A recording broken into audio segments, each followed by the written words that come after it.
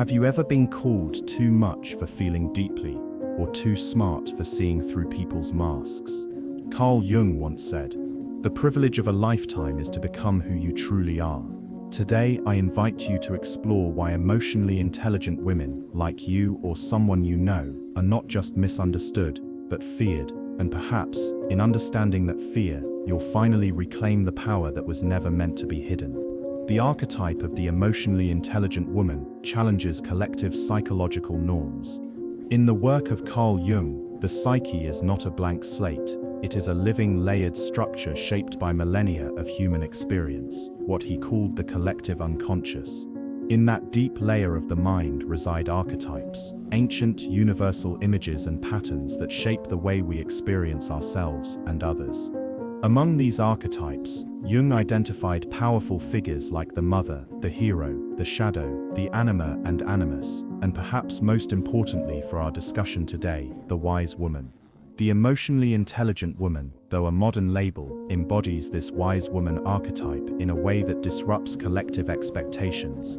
She does not fit neatly into the cultural molds we've been handed: the obedient daughter, the compliant lover, the agreeable co-worker. Her strength is not brute force, but self-awareness. Her weapon is not aggression, but clarity. She perceives subtleties, speaks with intentionality, and acts with balance. And it is precisely this grounded, perceptive nature that unsettles others. Jung believed that when someone embodies an archetype too strongly, or in a way that contrasts with the dominant values of their culture, they become a lightning rod for projection. In other words, the emotionally intelligent woman becomes a canvas for the unconscious fears, insecurities, and unresolved tensions of those around her. She may be perceived as cold when she is simply composed, manipulative when she is merely strategic, arrogant when she is self-assured. This is not a reflection of her character, but of the collective's discomfort with what she represents. In patriarchal cultures, and even in supposedly egalitarian ones, women have long been expected to serve emotional needs rather than understand them. Compliance is praised, questioning is punished, emotional expression is allowed, but only within the boundaries of others' comfort.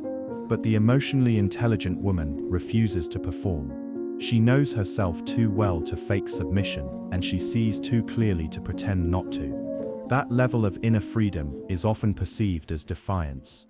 Jung would call this a confrontation with the shadow, not just her own, but that of the society around her.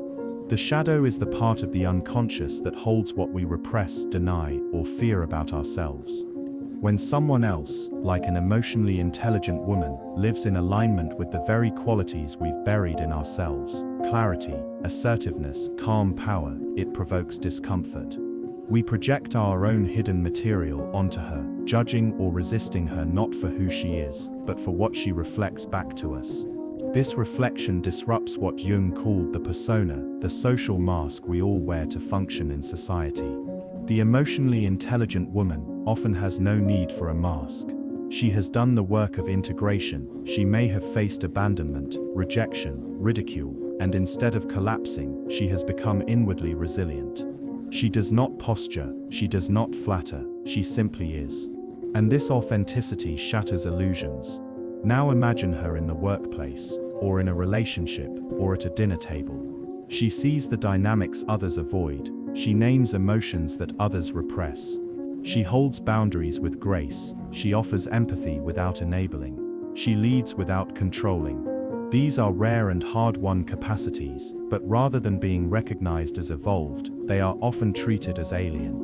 Why? Because emotional intelligence, when wielded by a woman, does not align with the long-held archetype of the passive feminine. She is not the damsel in distress, nor the soft caretaker who sacrifices her truth for harmony.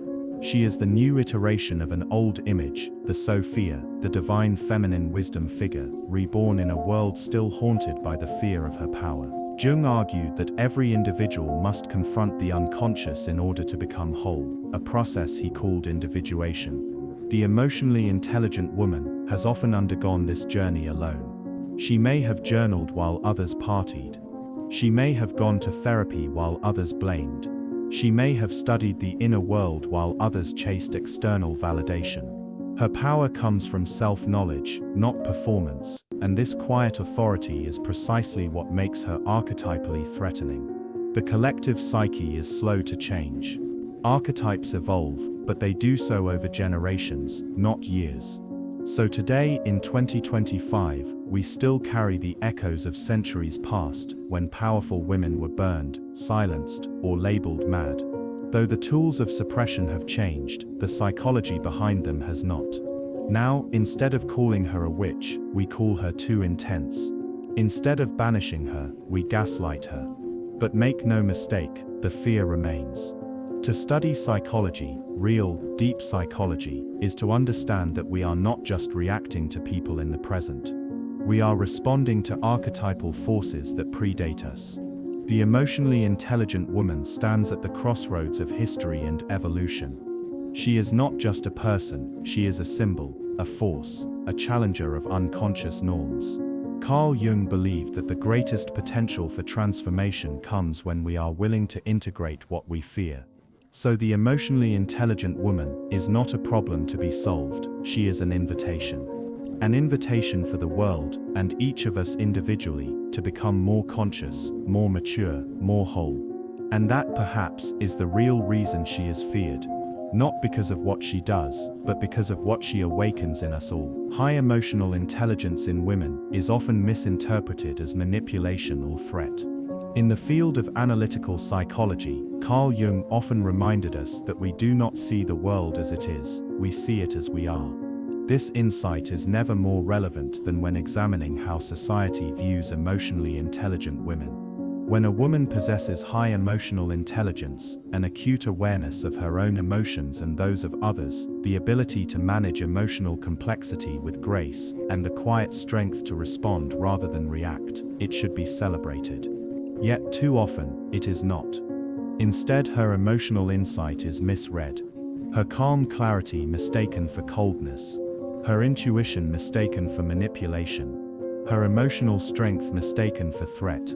Let us understand how this happens, psychologically, socially, and archetypally. Jung taught that our unconscious mind projects parts of ourselves onto others, particularly those aspects we either admire or repress. When a woman demonstrates high emotional intelligence, especially in environments where emotional control is mistaken for emotional detachment, she becomes a target for projection. People may sense that she sees them more clearly than they see themselves. This can evoke anxiety, shame, or defensiveness, not because she has caused it, but because her presence challenges others to face parts of themselves they have not yet understood. This leads to a deep psychological misinterpretation. Emotional intelligence becomes threatening. We are conditioned to believe that power comes through dominance, visibility, or control. But emotional intelligence is none of those things. It is subtle. It is interior. It does not seek to dominate, but to discern. It does not scream, but it sees. And in a society that is still learning to value the internal world, that kind of seeing is easily misunderstood. In men, emotional intelligence is often praised as wisdom, diplomacy, or leadership. In women, it is more complicated. Her ability to read the room, to intuit unspoken needs, to stay composed in tension, and to speak in measured truth is not always welcomed. It is questioned. It is challenged. And sometimes it is feared, because in her presence, others may feel emotionally exposed. When a woman has this ability to not only sense but name what is emotionally present, she threatens the defenses of those who have not cultivated that same awareness in themselves. Her honesty may be perceived as manipulation, when in truth, it is simply unflinching insight. Her silence may be seen as judgment, when it is in fact restraint. Her confidence in her emotional truth may be labeled as arrogance, when it is actually self-possession. Carl Jung would suggest that this fear comes from the shadow, the unconscious part of ourselves that contains what we reject or deny. A person who has not integrated their own emotional complexity may feel uncomfortably exposed by someone who has. The emotionally intelligent woman then becomes a mirror, not one that flatters, but one that reveals.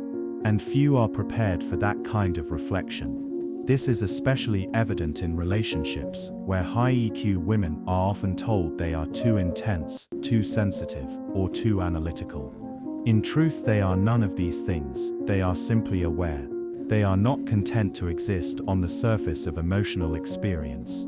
They want depth, honesty, consistency, and when they do not receive it, they will name the absence, not to shame others, but because to pretend otherwise would be to betray their own emotional clarity. Yet the act of naming truth in emotionally immature spaces often draws criticism. This woman becomes difficult, intimidating, or calculating. These are not reflections of her reality. They are reflections of a society that has not yet made peace with emotional intelligence as a form of feminine power. Jung spoke frequently about the anima, the inner feminine aspect of the male psyche, and how a man's relationship to this aspect influenced how he perceived real women. When a man has not integrated his anima, when he has not learned to respect emotional nuance within himself, he may unconsciously resent or fear it in a woman.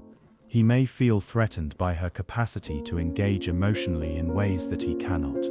Rather than acknowledge his own emotional limitations, he may project blame onto her.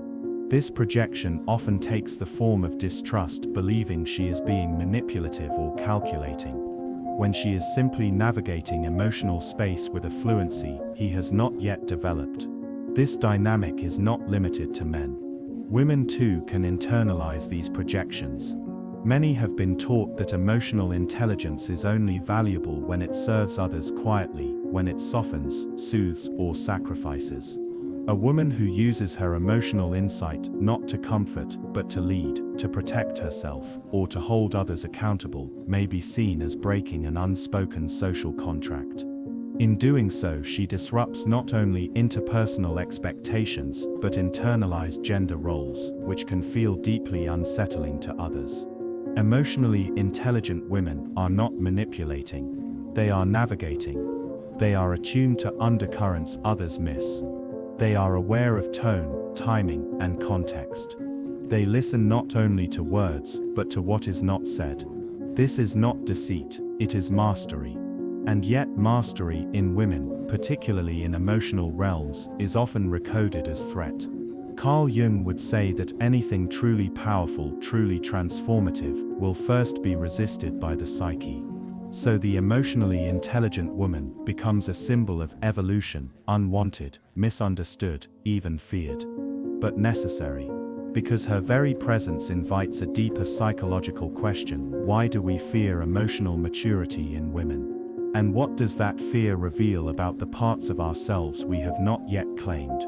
When we misunderstand her, we miss the opportunity to learn from her. And in a world that desperately needs more emotional insight, not less, she is not the threat. She is the teacher. Cultural and psychological fear of female autonomy stems from the projection of the shadow. In the work of Carl Jung, one of the most powerful and challenging concepts he introduced is that of the shadow.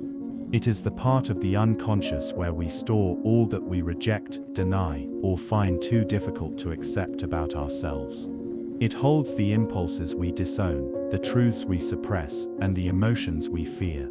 We all have a shadow, and when we do not face it, we unconsciously project it onto others. What we refuse to meet within ourselves we see in others, twisted, distorted, and often feared. This becomes critically important when we consider the psychology of how emotionally intelligent, autonomous women are perceived. These women, who possess inner clarity, self-trust, and emotional sovereignty, disrupt not just social norms but psychological defense systems. They do not seek permission to exist. They do not require external validation to know their worth. They do not tolerate emotional manipulation or subtle control. They are not combative, but they are immovable when it comes to their truth. And for many people, especially those who have not examined their own inner life, this kind of woman feels threatening. But she is not threatening because of who she is. She is threatening because of what she represents: autonomy, self-possession, wholeness. These are the very qualities that Jung says lie dormant within the unconscious of many. When someone walks into a room carrying what others have buried, strength, confidence, self-awareness, they provoke the shadow. And this provocation is often met with fear, resistance, or attack. Jung believed that women, like men, carry both masculine and feminine psychic energies, the animus and the anima. A psychologically mature woman does not just operate from a passive or nurturing stance. She integrates assertiveness, reasoning, boundaries, and clarity, qualities traditionally associated with the masculine. When a woman is emotionally intelligent, she has likely encountered and worked through these inner dynamics. She has harmonized sensitivity with structure, empathy with self-respect, compassion with discernment. This is not only rare, it is radical. In cultures where women have historically been conditioned to suppress their autonomy, to be agreeable, emotionally available, and pleasing, this integration is deeply unsettling. It challenges the unconscious cultural script that says a good woman must soften herself to make others feel safe. The emotionally intelligent woman does not reject connection, but she refuses to betray herself for it. And that refusal often becomes the lightning rod for the projected contents of others' shadows. Imagine a woman who calmly states her boundaries without guilt. A woman who observes emotional dynamics and speaks to them without dramatizing them. A woman who is not reactive, not defensive, not appeasing, just present and clear. To someone who has not cultivated their own emotional awareness, she may appear cold. To someone who uses charm to control others, she may seem untrustworthy. To someone who is emotionally dependent on others for a sense of self, she may be labeled selfish or distant. These are not reflections of her essence, but of the fears she awakens in others. Jung taught that what we find most irritating, most repulsive, or most unsettling in others, is often a reflection of what we have disowned in ourselves. So when someone fears a woman's autonomy, it is not her power they fear, it is their own perceived powerlessness. It is not her self-trust they resent, it is their own self-doubt. She becomes a vessel for their unresolved wounds, their neglected inner work, their buried potential. This phenomenon is not isolated to individuals, it is reinforced at the cultural level. Media, tradition, and social norms have long promoted stereotypes of women that are either overly emotional or emotionally detached, submissive or manipulative. The emotionally intelligent woman fits neither of these boxes. She is calm but expressive, connected but sovereign. She navigates emotions with clarity, but does not allow others to weaponize hers. This makes her hard to define, and the human mind often resists what it cannot label. It is far easier to call her difficult than to examine why her presence feels so destabilizing. Jung said that individuation, the process of becoming whole, requires the confrontation with the shadow. But the shadow does not show itself through theory. It reveals itself in our reactions to others. When we feel threatened by someone without clear cause, when we feel intense judgment or suspicion towards someone who has done nothing but exist as they are, we are likely dealing with shadow projection. The autonomous, emotionally intelligent woman is not the cause of cultural discomfort, she is the catalyst. She stirs the unconscious content of the collective. She reveals, simply by being, the gaps in our own integration. And while the immature psyche may try to reduce her, label her, or fear her, the mature psyche sees her for what she truly is, a symbol of inner wholeness. Carl Jung did not idealize the self-realized individual as someone who is perfect or detached. He understood wholeness as someone who has made peace with their inner opposites, strength and tenderness, light and dark, intellect and emotion. The emotionally intelligent woman often carries this integration within her. She is not perfect, but she is aware. And awareness, especially in a world built on unconscious behavior, is profoundly unsettling to those who are not yet ready to wake up. And so we must ask ourselves, what part of us feels threatened by her? What part of us recoils at her confidence, her stillness, her ability to see through falsehood? If we are willing to answer honestly, we begin our own journey of integration. For in the end, she is not here to intimidate. She is here to illuminate. Emotional maturity in women disrupts power dynamics rooted in unconscious insecurity. Carl Jung once said, "Until you make the unconscious conscious, it will direct your life and you will call it fate." This principle lies at the heart of understanding how emotional maturity in women unsettles long-standing power dynamics. To see a woman who no longer seeks validation, who understands her emotions without being consumed by them, and who can hold space for complexity without falling apart, is to witness someone who has done the deep psychological work of becoming.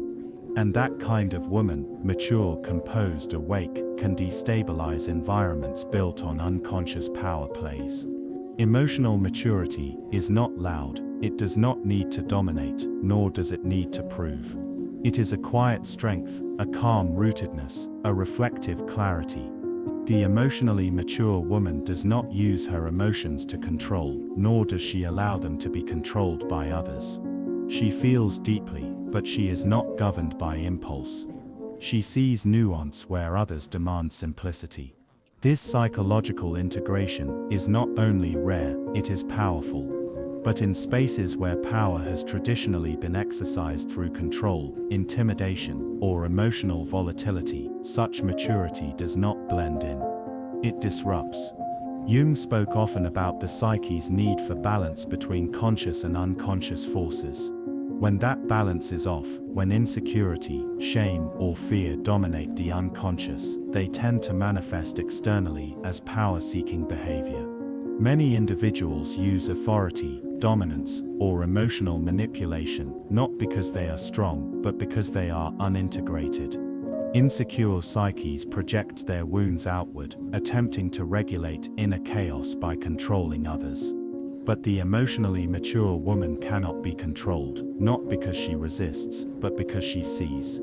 She is not pulled into power struggles because she understands them for what they are, performances of unhealed wounds.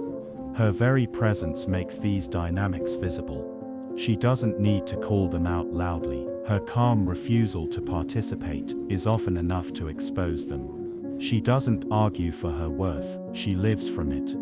And when others seek to test her boundaries, she doesn't retaliate, she simply does not engage. This refusal to play the game is threatening to those whose power relies on unconscious manipulation. Her centeredness challenges their narrative that power must come from domination. In group dynamics, workplaces, or even families, where emotional immaturity is normalized, a woman with emotional maturity becomes the mirror no one asked for but desperately needs. Her insight, composure, and refusal to react impulsively may be mistaken for aloofness. Her ability to sit with uncomfortable truths without deflecting them may feel unnerving. People may accuse her of thinking she's better than others, not because she acts superior, but because her mere stability highlights their internal instability. Jung believed that all power that is not rooted in consciousness eventually becomes destructive, whether to the self or others. When women develop emotional maturity, they embody a form of power that is neither destructive nor controlling. It is a power that integrates, it listens, it observes. It chooses wisely. This is not the kind of power that seeks to be on top of the hierarchy. It is the kind that questions why the hierarchy exists in the first place. Insecure individuals, however, often interpret neutrality as threat. They mistake quiet wisdom for passive resistance. They view self-possession as arrogance, and detachment from drama as judgment. This is because the emotionally mature woman does not respond to manipulation, flattery, guilt, or pressure in the ways people expect. She has restructured the emotional code others are used to operating by.